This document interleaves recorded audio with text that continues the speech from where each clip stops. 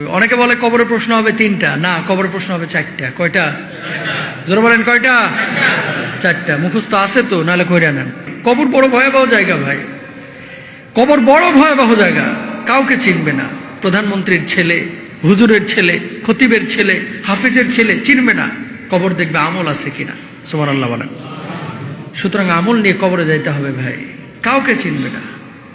আহা,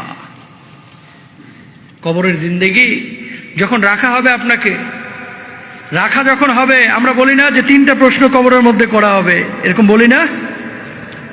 কবরের মধ্যে যে তিনটা প্রশ্ন করা হবে, তিনটা প্রশ্ন করা হবে। কবরের মধ্যে তিনটা প্রশ্নের কথা যখনই আলোচনায় আসে, কয় হুজুর আরবি তো পারি না, প্রশ্নের জবাব দিব কিভাবে? আসলে তো আরবি পারেন না। আরবি ভাষা কি আপনি পারেন? পারেন না।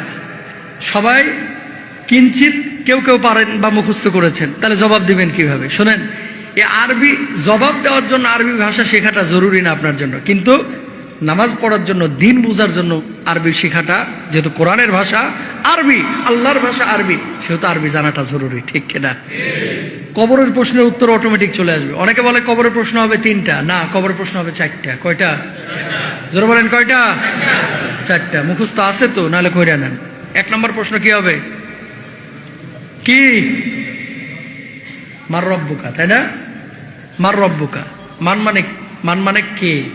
মান মানে কে? রব্বু মানে রব, কা মানে তোমার, মানে কে তোমার রব। ভাঙে ভাঙে অর্থ করলে মার রব্বুকা আমরা এক কথায় বলে ফেলি, তোমার রবকে। ঠিক কিনা? তা আমাদের রবকে, আমাদের রব রব্বে আল্লাহ, তাই না? তা আমার রব হচ্ছে আল্লাহ, রব্বুন আল্লাহ। আমাদের রব হচ্ছে কে? আল্লাহ। 2 নম্বর প্রশ্ন কি হবে? মা দিনুকা, দিন কি? জোরে বলেন ইসলাম। ওমান নবিয়ুকা,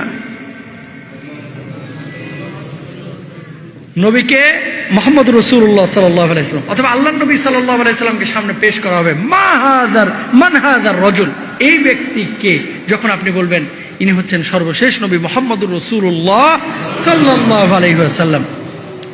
এরপরে চতুর্থ যে প্রশ্নটা আপনাকে করা হবে, প্রশ্ন করা হবে ওমা ইদরিকা, যে এটা তুমি কিভাবে জানলা, এগুলো জানলে কিভাবে?